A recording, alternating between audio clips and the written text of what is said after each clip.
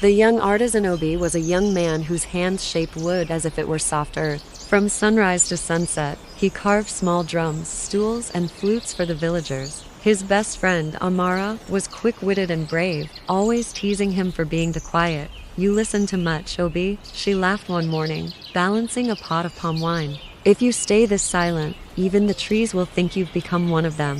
Obi only smiled. He liked to listen to the rustle of leaves, the hum of insects, the rhythm of distant drums. But one night, his ears heard something they were not meant to hear. From his window, he saw Ease, the trader from beyond the hills, creeping into the sacred granary with two men.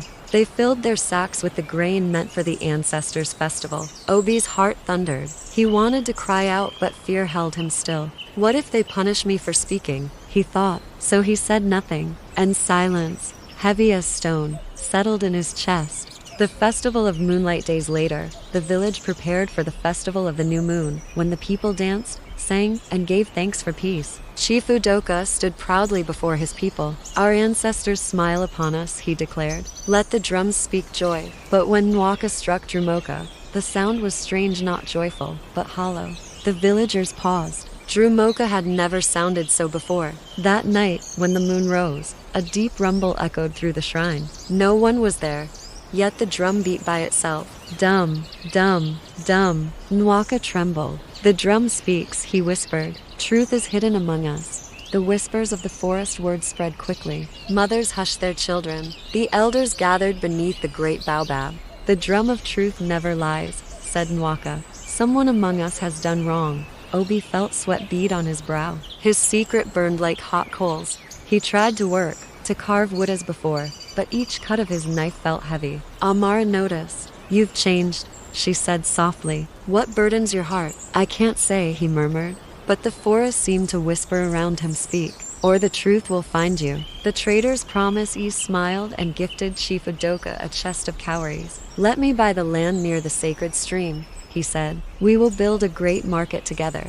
Udoka hesitated. The land was holy, said to be guarded by spirits, but the trader's gold glimmered like sunlight on water.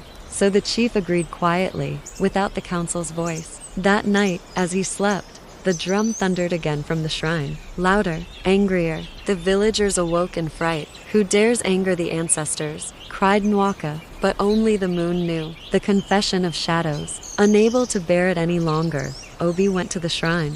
He knelt before Drumoka. "Forgive me," he whispered. "I saw the theft. I kept silent. My fear was louder than my truth." The drum pulsed once, as if alive. Amara entered quietly behind him. "Then speak now, before your silence becomes a lie." He nodded, tears wetting his face. It was Ease. He stole the grain. Outside, thunder rolled, though the sky was clear. The drum echoed with a deep, approving hum. The voice of truth awakening. The trial of the drum the next morning. The village gathered. Nwaka brought Drumoka to the square. "Let each speak truth," he said, "for the drum knows lies." Ease stepped forward proudly. "I stole nothing," he said. Nwaka struck the drum. Dum! The sound burst harsh and angry. The crowd gasped. Then Obi spoke. "I saw it happen. I was afraid to speak before, but I will hide no longer." When Nwaka struck the drum again, the tone was clear and bright like a songbird after rain. "The drum has spoken. The cleansing of the land." Chief Udoka bowed his head. "I have failed to protect our sacred trust," he said. "Let the land return to the spirits." Ease, ashamed, offered to restore the stolen grain and leave the village in peace. The people forgave, for forgiveness was part of truth. They cleaned the shrine, sang old songs, and thanked Drumoka for guarding justice. Amara placed a hand on Obi's shoulder. "You see, even fear cannot bury truth forever." Obi smiled. "The drum spoke what my heart could not."